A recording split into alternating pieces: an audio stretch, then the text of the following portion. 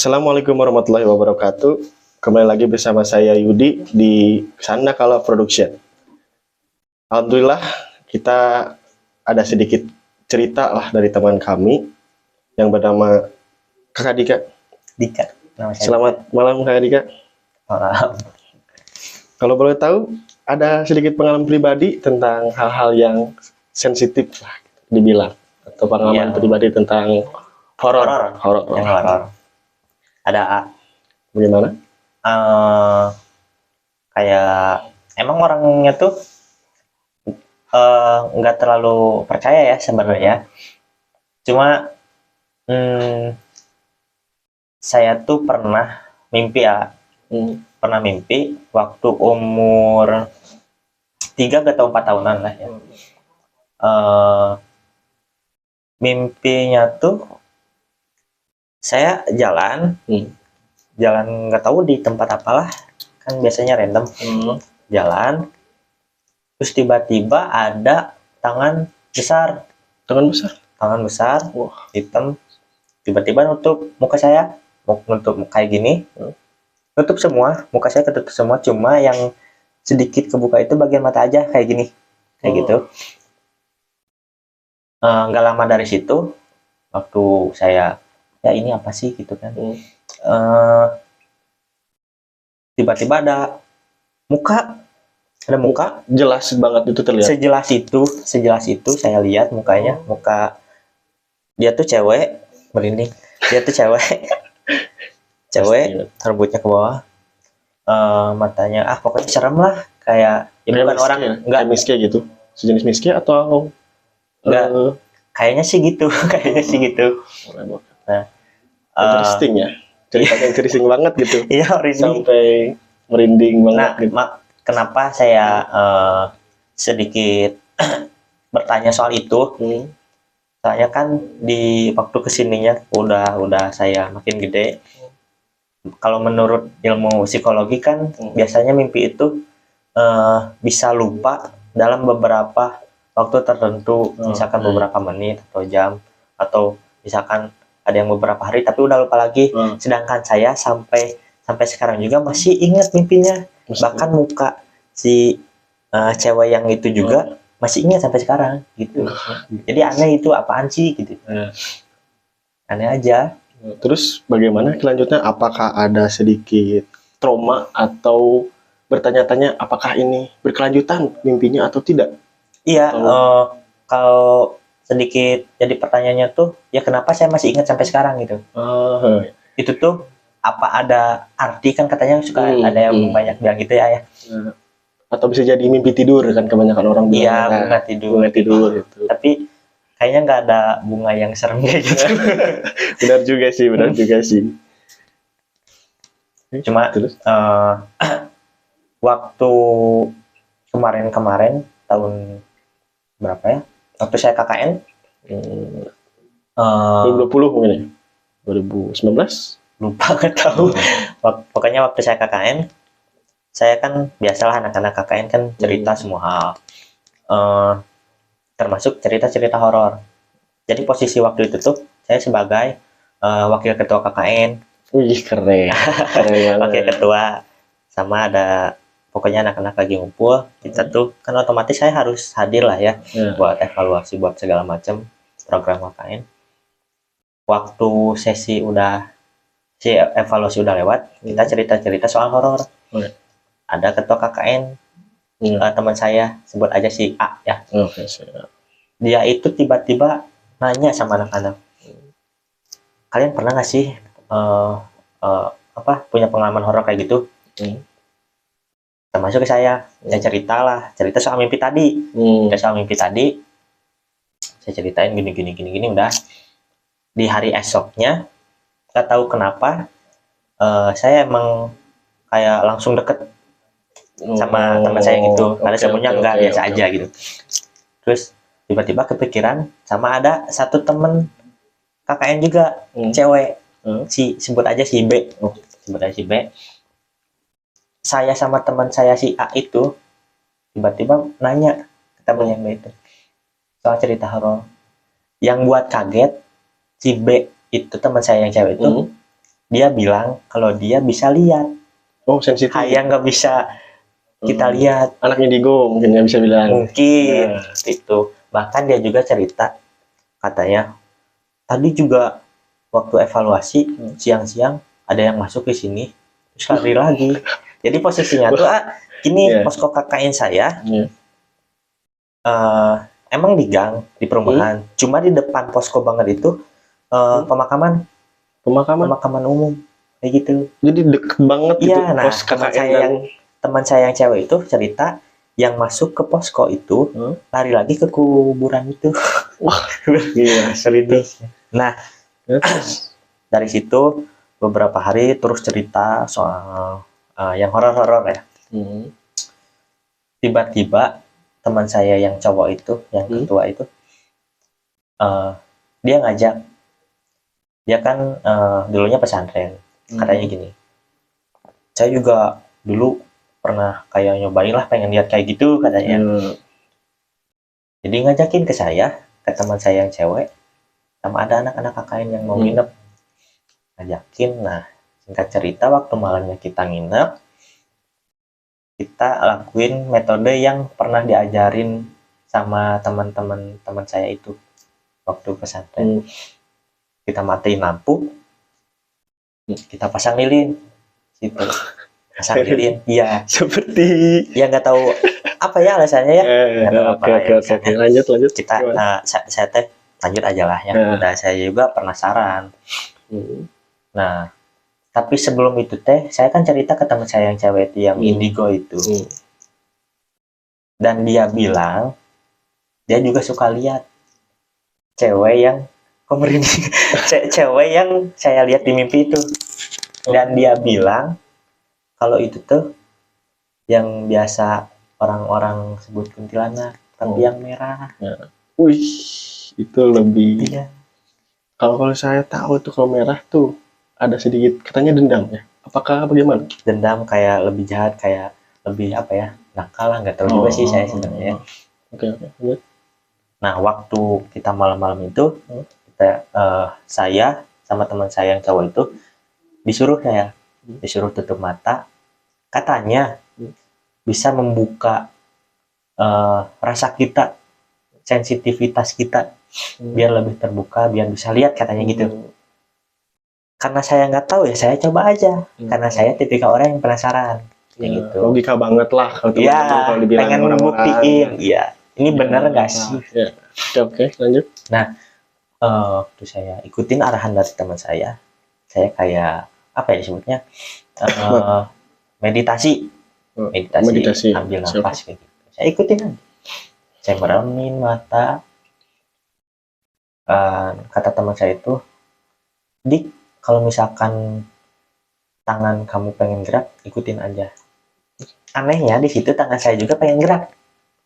Pengen gerak? Iya, pengen gerak. Ya saya ikutin aja, nggak tahu. Meskipun aneh, ikutin. Nah, waktu gini tuh kayak apa ya? Pengen nangis. Nggak tahu kenapa. Perasaan saya tuh pengen nangis aja. Padahal sebelum-sebelumnya emang biasa kan. Apakah nangis karena ingat mantan? Enggak. Bercanda mantan. Lanjut bagaimana? Nah, waktu udah saya pengen nangis kan saya stop. Oke. Ini kenapa sih kok saya pengen nangis? Terus teman saya yang cewek itu ngomong, itu bukan kamu Dik, itu perasaan si cewek yang ngikutin itu. Dan dia cerita, cewek yang saya lihat di mimpi itu udah ngikutin saya dari lahir. Waktu saya brojol dari ibu, dia tahu, dia udah kayak apa ya, nandain gitu, nggak tahu juga saya ya. Jadi mungkin mimpi yang sebelumnya itu bisa jadi benar lah gitu. Kayaknya gitu ya. Oke, lanjut. Interesting ya ceritanya. Terus juga dia bilang kalau si cewek itu yang di mimpi itu, dia itu udah menganggap saya sebagai anaknya. Bahkan sering juga kejadian ingin mencelakai keluarga saya. Gitu. Karena memang alasan dia itu, dia sayang sama saya. Cewek itu dia sayang sama saya, pengen ambil saya, tapi nggak bisa, nggak tahu kenapa. Balik lagi ke cerita tadi ya. Oke, oke. Posisi waktu itu tuh rambut saya masih panjang ya, masih panjang. Wajar, anak mahasiswa kebanyakan masih kayak gitu ya. Gak tahu kenapa saya Nggak tahu, juga. saya juga pengen. Ya. Rambut Oke, lanjut. panjang. Waktu saya coba lagi, tak kepala saya kayak ada yang apa ya, berat di sini Kayak banget. ketekan gitu. Iya, kayak ketekan.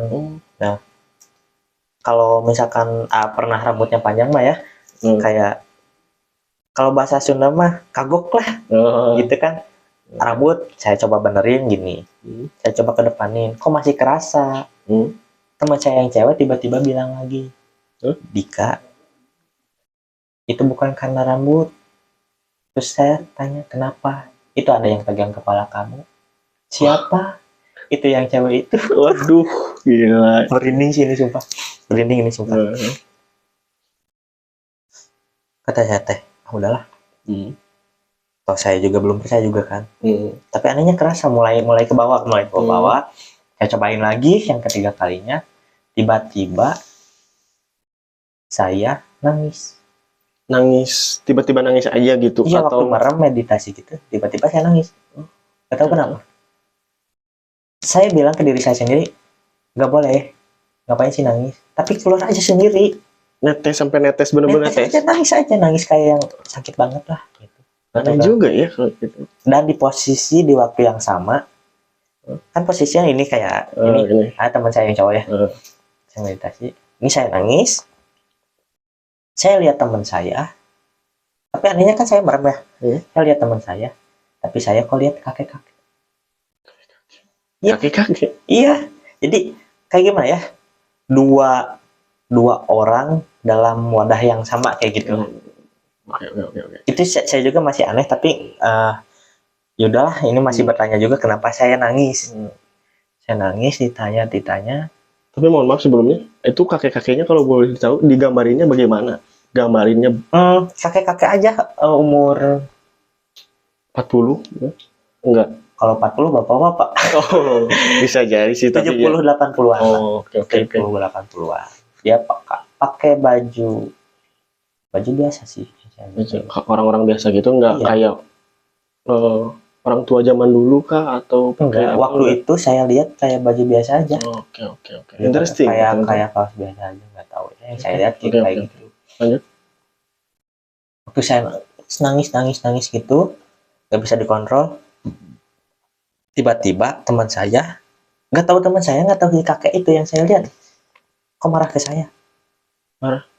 Iya, nggak tahu kan. Ekspresinya gimana tuh? Marah kayak marah aja gini aja gitu. Iya gini. Oh, melototin. Gini. Wah. Saya juga bingung. Terus sempat tahu juga takut. Terus tiba-tiba teman saya, nggak tahu kakek itu bilang, kalau bahasa Sundanya gini, oh maneh nantang, oh kamu nantang katanya. Sementara kan saya nggak tahu. Di saat saya lagi nangis gitu, saya tiba-tiba ketawa, dan saksi di situ ada teman-teman saya semua KKN pada lihat di situ. Teman-teman pada takut semua waktu saya ketawa, dan ketawa aja kayak gitu. Dan tiba-tiba saya gerakin tangan saya kayak gini, terus ke arah teman saya ini. Dan di saat yang sama saya lihat kayak apa ya, kumpulan asap gitulah, hitam, Asap. masuk ke badan saya, keluar lewat sini. Dan dia, teman saya itu, nggak tahu si kakek itu bilang, kamu cuma segini, udah.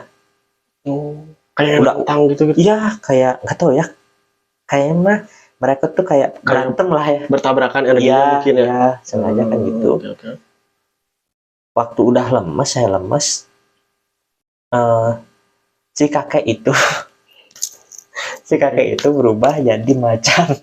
Bagaimana kelanjutan tadi cerita yang sebelumnya? Jadi waktu saya gini itu, si kakek itu tiba-tiba berubah jadi macan. Jadi macan. Gak tahu kenapa ya. Macan gede gitu atau hanya harimau gitu. Oh, hanya atau mukanya doang atau sama badan-badannya juga kelihatan? Pertamanya dari muka berubah sama badan-badannya. Gila. Itu sumpah saya seumur hidup baru lihat hal yang emang nggak bisa saya jelasin lah. Kalau misalkan saya cerita ke orang juga orang-orang nggak bakal percaya. Tapi saya lihat itu, saya berani sumpah saya lihat itu. Dia berubah jadi macan dan kayak apa ya? Yang si cewek itu yang ada yang nggak tahu ya yang masuk ke saya. Saya tiba-tiba takut kayak kesedot sama makan, nggak tahu dimakan atau apa ya sama sosok itu. Waktu kesedot gitu saya lemes, saya hampir pingsan. Saya langsung tiduran. Kayak habis tenaga gitu. Habis banget itu, saya nggak tahu kenapa saya selemes itu. Kayak jogging 3 Sampai putaran lapang gitu. Anak-anak juga pada panik. Anak-anak pada ngomong, Dika istighfar. Dika sadar. Karena posisi yang sama juga saya di sana panik. Gak tahu kenapa. Waktu saya teman-teman udah nenangin saya udah baik lagi, enakan badan. Saya cerita ke teman-teman apa yang saya ceritain tadi. Dan teman saya yang cewek itu ngomong, kan sebelumnya saya cerita kalau saya tiba-tiba nangis. Dan oh ya maaf, sebelum nangis itu teman saya tiba-tiba marah ke saya. Langsung saya nangis. Jadi gitu. Jadi sebelum saya nangis, teman saya marah dulu. Marah. Dan saya masih lihat itu pure teman saya. Kan saya aneh. Dan tiba-tiba saya gini, saya nangis gitu. Teman saya yang cewek cerita, kalau waktu teman yang cowok saya itu marah, itu sosok yang kakek tadi saya ceritain. Dan sebelumnya juga sempat masuk yang si cewek itu ke teman saya yang cowok. Cuma tadi saya lupa ya, maaf. Teman saya ketawa-ketawa dan tiba-tiba marah ke saya aneh dan saya yang nangis.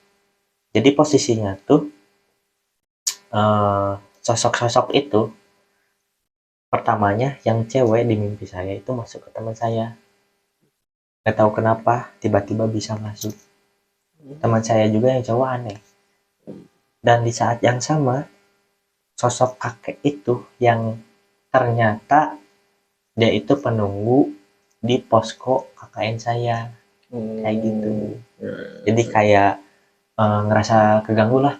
Ya karena terbentur energi mungkin ya. Kalau orang mah ini siapa sih tiba-tiba masuk ke rumah saya kayak gitu. Ya. Jadi posisi waktu si cewek masuk ke teman saya, si kakek masuk juga dan si cewek dilempar ke saya. Gak tahu gimana caranya, gak tahu kenapa bisa, saya juga tiba-tiba nangis. Kayak gitu. Dan udah saya lemes tadi, udah dengar cerita semuanya, teman-teman juga pada kaget. Karena dari awal juga waktu saya meditasi, dari awal posisi posko itu benar-benar gerah, benar-benar panas. Karena emang orang anak-anak KKN emang banyak di situ ya. Dan di saat saya meditasi, nggak tahu kenapa kayak ada angin gitu, angin aja di berhembus gitu. Di tengah ruangan. Anak-anak kayak angin topan gitu. Dingin. Nggak tahu angin sepoi tapi dingin. Oke. Satu ruangan, tapi tiba-tiba hilang.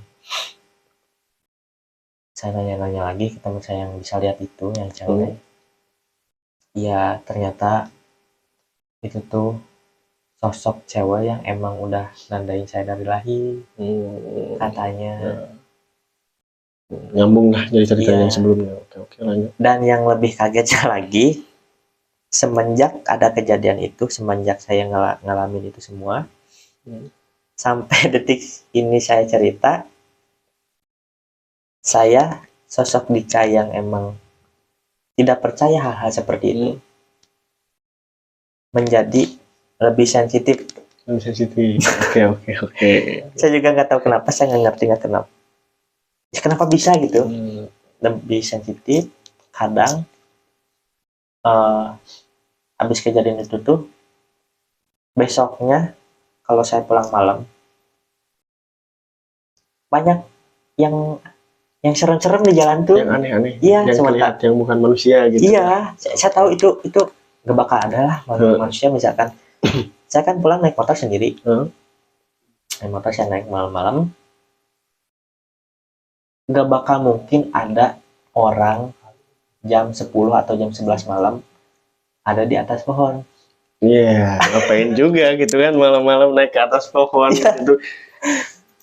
Oke. Dan Aneh posisinya juga ya. itu kayak rintik-rintik hujan gitu kan. Saya doa aja, itu apa. Sebenarnya kan saya harus lewat sana. Sedikit panik gitu. Iya, siapa sih yang nggak panik yang lihat yang kayak gituan? Ya juga Maka sih. itu saya pertama kali lihat yang aneh-aneh. Maaf sebelumnya. Apakah kelihatannya itu jelas banget atau cuma kan kadang ada orang-orang yang bisa lihat jelas, ada juga yang bayangan doang atau ada kayak asap yang saya tahu ya. Iya. Kayak gitu atau gimana? Kayak Kalau digambarkan lah gitu. Atau dijelaskan itu bagaimana? Sejelas itu, jadi lihatnya tuh kayak orang aja gitu. Saya bukan lihat dari mata telanjang saya, gitu. Oh. Tapi saya lihat di sana ada sosok. Gitu. Saya. Tapi jelas saya lihat. Dari lihat mata. Iya. Oke lanjut. Dan pernah juga itu waktu masih kakak ya. Saya pulang. Saya pasti pulang malam. Apa yang saya lihat itu naik di belakang motor saya. Naik sampai naik gitu. Kok bisa gitu? Nggak tahu. Kok bisa ya? Nggak tahu dia naik. Senyum-senyum dia ketawa. Mungkin ikut nebeng kan? Mungkin ya. Mungkin. Yang kalinya kan nggak ada angkot itu kan cara lain. Bisa jadi kayak. Ya. Oke lanjut. Terus saya langsung doa. Terus turun ngapain gitu. Saya kaca spion turunin ke bawah. Tapi dia tetap aja saya ya kerasa lah. Yang naik tuh cewek, cowok atau apa? Miss K kah? Iya. Seringnya itu. Ada juga yang apa ya? Pocica. Nah, pocica. Itu sih yang sok yang mau saya serem banget. Semua juga seram sih kalau dilihatin itu. Iya sih. Apa dia? Iya. Lanjut. Jadi itu semenjak kejadian yang dari mimpi itu udah saya tahu alasannya dan saya bahkan sampai nangis sendiri sampai lihat harimau sampai saya hampir pingsan dan saksi juga anak-anak pada lihat di sana semua. Sampai detik sekarang saya bisa merasakan, bisa melihat yang emang gak semua orang bisa. Jujur saya nggak mau sampai gini, tapi gimana ya? Mungkin udah waktunya aja mungkin emang udah harus kalau udah ngasih gift mungkin ya. Iya. Sih ke kali aja jadi bermanfaat lah semoga gitu kan. Apakah ada cerita lagi atau masih lanjut atau masih ada lagi? Dari udah itu tuh saya jadi bisa tahu sosok yang emang ngikutin saya itu. Apa ya, tempat tinggal dia saya bisa tahu di mana, bisa lihat juga. Jadi terbayang gitu. Iya. Bisa lihat aja kalau kayak gini, kalau saya mau lihat ke sana. Ya saya lihat kayak gitu. Rumahnya tuh kayak zaman tempo lama gitu atau apa ya? Rumah batu semua. Pernah nonton Insidious gak? Oh, tahu. Nah, kayak gitu. Kayak kan lorong-lorong gitu ya rumahnya. Ini batu kotor semua, bau, tempatnya bau. Dan dia suka diam di dalam situ. Di tengah-tengah. Cewek yang ngikutin saya dari kecil, dari bayi. Dia tingginya kayak 2 meteran lebih lah. 2 meter? Iya.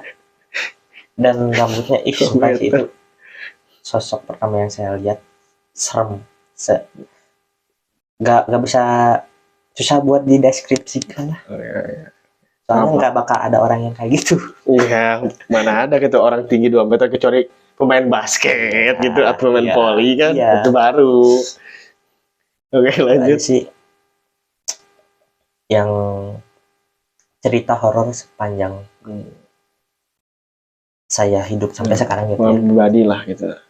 Hal yang pertama itu saya alami. Oke. Kalau boleh jujur sih nggak mau lagi ya Ya. sampai emang ngeliat yang nggak bisa dijelasin ke semua orang gitu, karena emang itu jadi kayak apa ya, beban. Saya ngerasa sendiri kayak gitu. Jadi yang paling ekstrim untuk pertama kalinya sih Saya dengar-dengar sih ada lagi ceritanya sebenarnya. Ya, banyak yang katanya cerita yang ya bilang sangat sensitif lah, orang-orang bilang itu kan. Lebih banyak, lebih menarik lah gitu. Ada lah ya, pasti. tahu dari Gampang aja. jago. Teman-teman kalau mau lagi dengar cerita selanjutnya Kakang Dika, boleh like-nya, oke? Sampai jumpa, ketemu lagi. Nonton. Assalamualaikum warahmatullahi wabarakatuh.